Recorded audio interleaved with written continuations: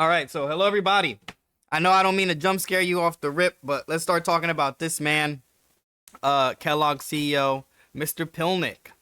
His full name is Gary Pilnick, and basically he said some controversial stuff about people eating breakfast for dinner, which specifically he meant cereal for dinner. So I just wanted to go over some of his comments, see what he's talking about, and just kind of relate to it because I kind of grew up in a way where I had to eat certain things for dinner, and I just wanted to give my take on it. So here we go.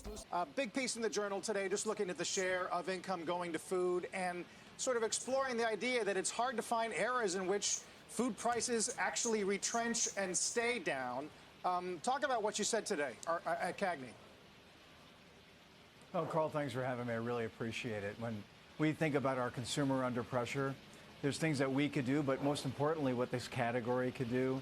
The cereal category has always been quite affordable, and it tends to be a great destination when consumers are Talking about the cereal category being quite affordable. There's definitely levels of cereal. There's like that good name brand ass cereal, and then there's like that cheap like dollar brand cereal that you can get from the 99-cent store. You don't have to get Kellogg's, by the way. are under pressure. So some of the things that 99-cent cereal though does taste like shit. we're doing is first messaging. We got to reach the consumer where they are. So we're advertising about cereal for dinner. If you think about the cost of cereal for a family versus what they might otherwise do, that's going to be much more affordable. The other places that we like to go is we talk about making sure we have the right pack at the right price in the right place. So having a different size pack that'll have a different... Out of all these cereals, I ain't gonna front with you. I would say my top three would be Pops, Apple Jacks, and Raisin Bran, because I'm an old ass man now. But the Rice Krispies, the chocolate ones, are good as fuck too.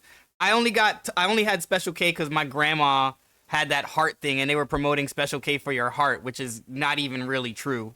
So this is honestly fake as shit. And a lot of these have a bunch of sugar in them, like Apple Jacks for dinner, bro. Come on, get the fuck out of here. Fruit Loops for dinner, never happening. Pops for dinner, you gotta be in college. Like, come on. different price point that'll take some pressure off the consumer while they're shopping. So those are some of the things that we're doing. But in general, the cereal category is a place that a lot of folks might come to because the price of a bowl of cereal with milk and with fruit is less than $1. No, it ain't. No, it ain't. No, it ain't. Milk is like fucking $3, and cereal is way more than $1. He is talking out of his goddamn ass, and ain't no way he's definitely eating fucking cereal for dinner. He is a liar, bro. So you can imagine why a consumer under pressure might find that to be a good place to go. Right. I'm all for innovation and marketing, but the idea of having cereal for dinner, is there the potential for that to land the wrong way? Okay, I just had a thought, right? When I was like, basically, I was raised poor. I used to live in shelters, whatever. There was times where I used to eat hot cereal for dinner, like farina or like oatmeal or some kind of hot cereal with peanut butter in it, just cause like that was more filling. But like I would never see my mom saying, okay, yeah, eat like a bunch of Cheerios for dinner. Like there's ways to eat different types of cereal for dinner. Yes, if you want to throw some shit in it, but like, nah, bro, you're not thinking, oh man, tonight I want some cornflakes after a hard day's work. We don't think so. In fact, it's landing really well right now, Carl. When we look at all of our data, of course, we would know that breakfast cereal is the #1 choice for in-home consumption. We understand that for breakfast. It turns out that over 25% of our consumption is outside the breakfast occasion. A lot of it's at dinner, and that occasion continues to grow, as well as the snacking. He is lying through his teeth, and he knows it, and that's a great way to pause it.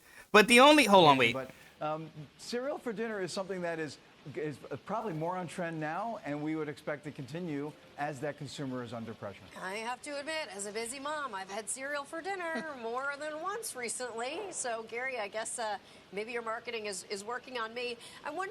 See, this is what, like, the kind of things people talk about. Instead of, like, being a pushback immediately, and I get it, he's a guest on the show or whatever, but, like, the other guy was pushing back, and she should be pushing back too as a mom. Dude, as a mom, you're eating cereal for dinner. No, I remember my mom eat. My mom used to eat real food, and sometimes she used to eat like the scrapes off of my plate if she was like in a rush or something.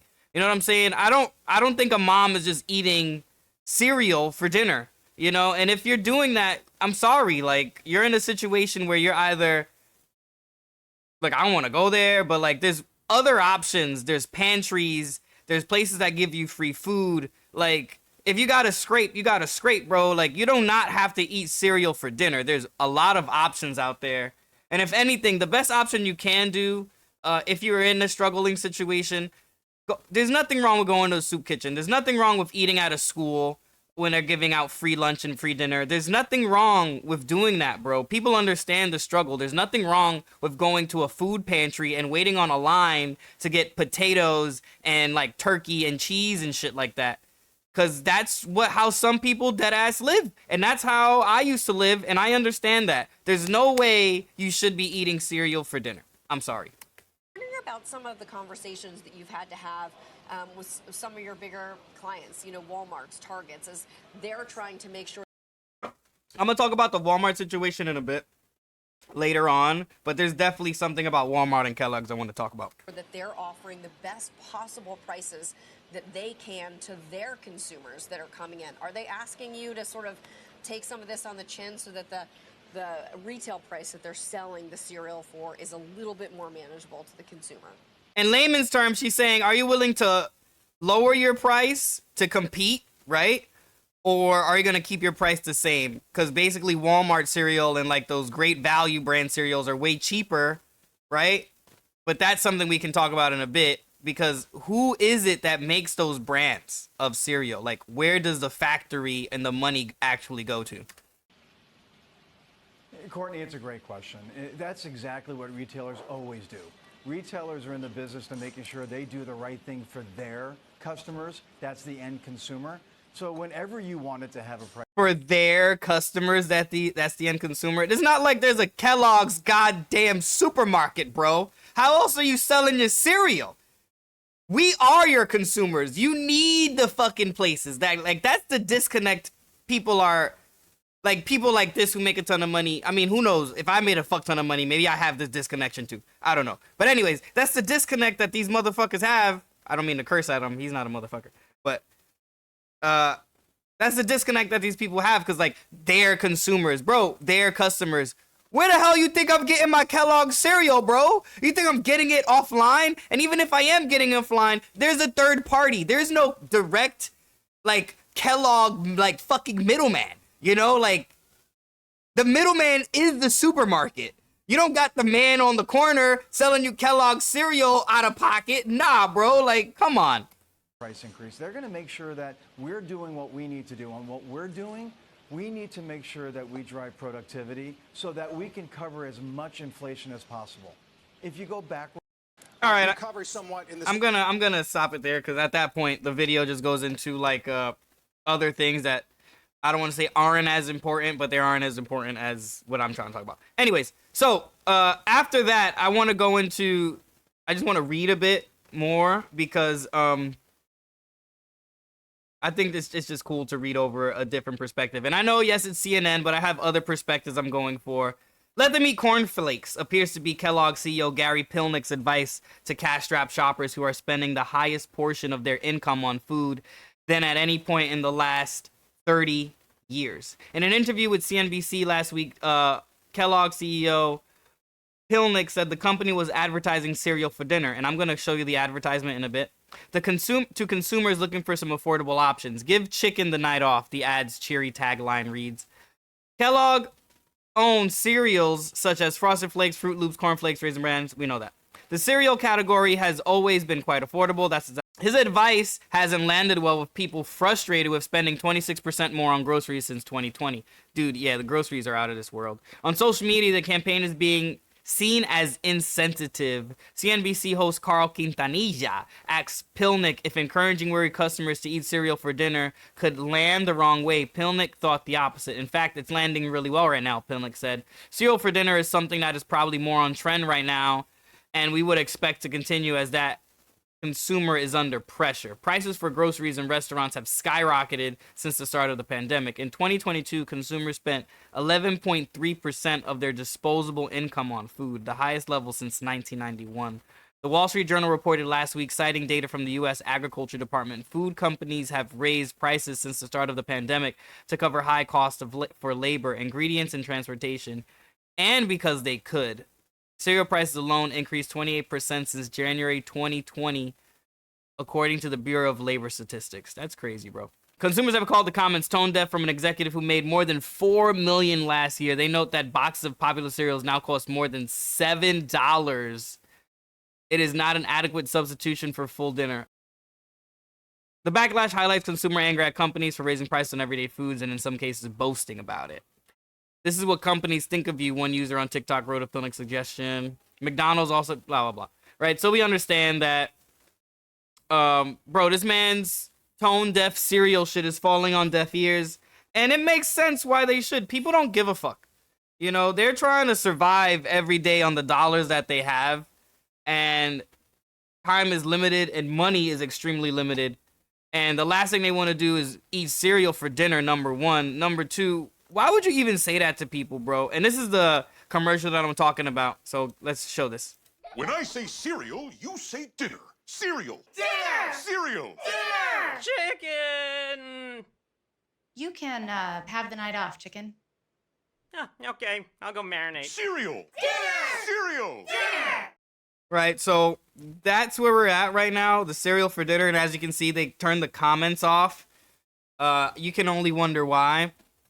But if you go to any one of these, you can see the peasants have no dinner. Let them eat cereal, says Kellogg. People, we don't have dinner. We're starving. Then just eat cereals, people. But they're expensive. CEO, we hear you. We're making the pack smaller so it costs less. I'm sorry. And who would even have the confidence to say something like this? I'm 30-something and cereal for dinner isn't nutrition. Low income does this for something versus nothing. Yeah, eat effing rich for dinner. Him first. But yeah, you can see it in the comments alone. People would never let them eat cake, basically, yeah. People would never agree to some nonsense like this. And that just goes to show you, like, shit ain't the same. And talking about shit ain't the same, I just wanted to come back to the main story, really, that shit isn't the same. And just to give you a compare and contrast, I'm going to show you why it isn't the same.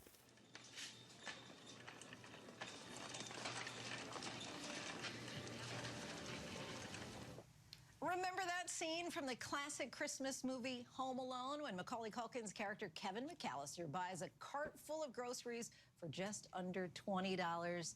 Wow, have times changed. So let's see what the same items he bought would cost you nowadays as we take a look by the numbers. And spoiler alert, it's a lot more than just 20 bucks. In the 1990 film, 8-year-old Kevin buys his groceries at the family-owned supermarket called Rockford Schnucks in Illinois. And based on that store's website, here's where the prices for many of those items stand 33 years later. A half gallon of milk costs $1.71. A half gallon of OJ will be $3.99. It's $2.79 for a loaf of white bread, which apparently was only 70 cents back then. And $4.49 for a frozen meatloaf TV dinner. Tide liquid detergent rings in at $2.99 and toilet paper $7.99. Jesus, bro. Can't even fucking can't even wipe your ass for free, bro. You're struggling to wipe your ass, bro? Come on, bro. Found on the store's website, they ring up at $9.99 based on Amazon's pricing. All those items plus a few not mentioned brings us to a grand total of $53.94 with state tax and that dollar off coupon. How's that?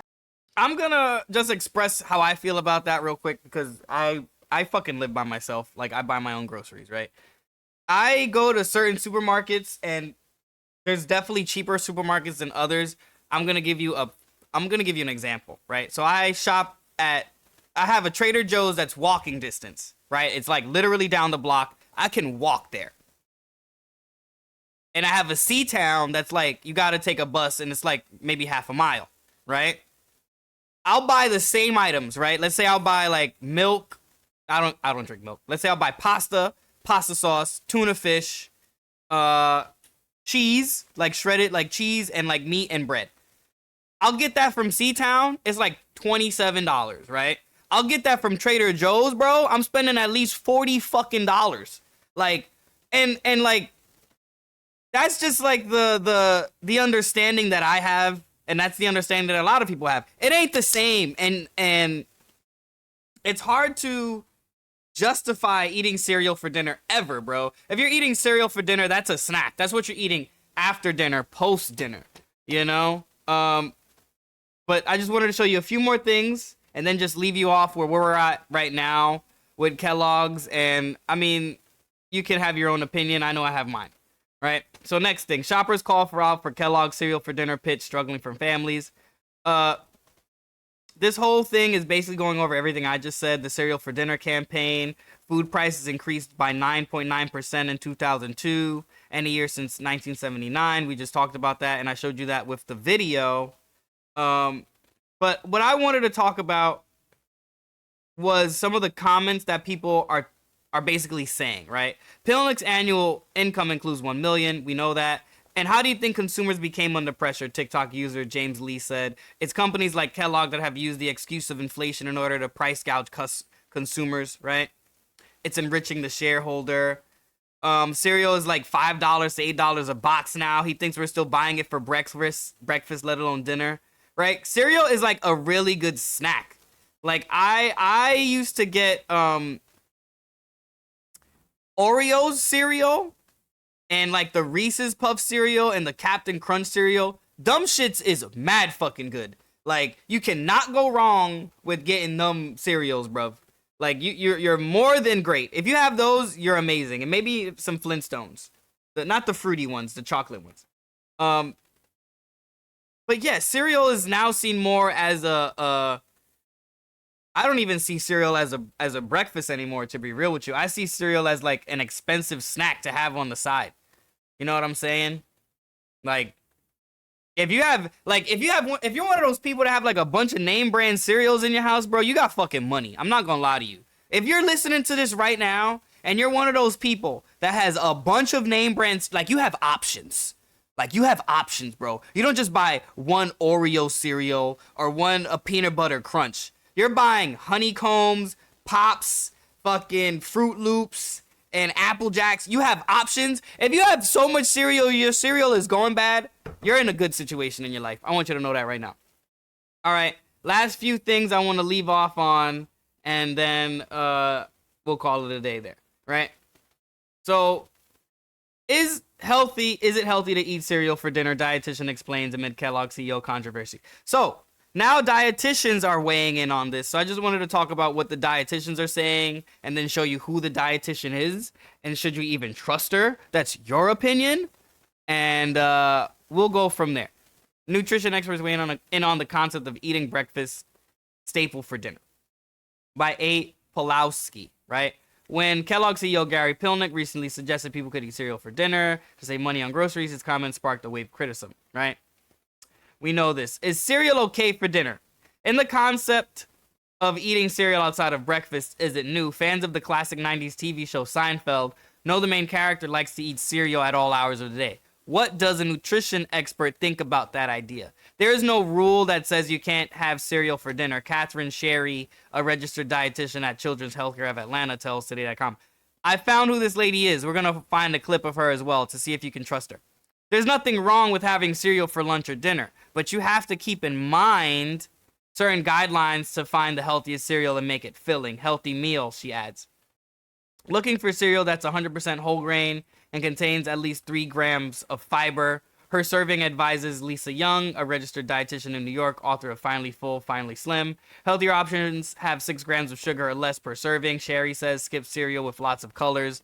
Dried fruit already in the box, which is typically coated with sugar, or cereal described as frosted or containing honey, in quotation marks. Add your own nuts, ground flaxseed, and fresh or dried fruit to provide fiber and healthy fats to cereal. Milk will provide the protein, Sherry notes. Yeah, I mean, basically she's saying just add bananas and like strawberries and blueberries and stuff to your cereal if you're really trying to make it more nutritious. And the best thing you can do for that, like, just plain cornflakes. Not saying I'm promoting Kellogg's. You know, you can make your own cornflakes. You can find a cheaper brand of cornflakes. There's just flaky cereal. It's just corn. It's just dried fucking corn cereal, bro. That, or there's plenty of options for like honeycombs, like the round cereal. You know what I'm saying? You can find so many different options for that. When thinking about eating healthy cereal for dinner, it's about the balance. It's about the whole day, she adds. It's okay to grab a bowl at night as long as you're eating fruits, vegetables, protein, and whole grains at other times of the day. Sherry adds, when we talk about health and eating, it's not one particular meal or particular food. It's looking at the entire day, and cereal can fit into that, she says. What we are having in addition to that cereal to help fuel our bodies, to give us that protein and fiber, and help us feel full so we're not hungry an hour later. This lady, Catherine Shari, she's still a working person, and I just want to show you a quick clip of what she's done in the past, because it's not like we can talk about people, right? They got people here saying they're dietitians. Are they really? Let's see. And I found a small commercial of her, so let's see what she does in the commercial. Don't get tricked by Halloween treats. Did you know that a typical God, look at pumpkin this full of fucking... Halloween candy has 365 teaspoons of sugar? That's the same amount of sugar as 12 double scoop ice cream cones. So this year, think about handing out non-candy items, such as stickers, temporary tattoos, maybe some glow sticks. You know she a doctor. Maybe hand out a mixture of candy and non-candy items this Halloween. Dude, she'd be that lady to fucking give you pennies for Halloween. You know what I'm trying to say? But I like those ideas. It was always cool getting like a cool toy for Halloween. But that's a whole different story. But basically where we're at now is people are talking about boycotting Kellogg's. Obviously that's where people go, like just quit it all. But this is what I want to talk about. It says, I like talking about people's comments because it's true. And I like hearing, because people have an opinion and you got to hear it. You got to be able to listen. Other commenters were concerned about Kellogg's potentially being affiliated with store brand versions of the same item. I think Kellogg actually makes a lot of Walmart's great value products. They just put them in different packaging so they are still taking y'all's monies. One commenter wrote, that's actually what happens. Another echoed, the store brands just have cheaper ingredients, packaging, and cheaper process. Either way, Tiffany demonstrated that she's very committed to the cause, as she's made numerous other TikToks about the boycott. One of her most popular videos explored the pay gap between Kellogg CEO and the average Kellogg's worker. That's what I want to leave you off with. You know, you got to do your own version of your own research, to be honest with you. Don't eat cereal for dinner. There's other options out there.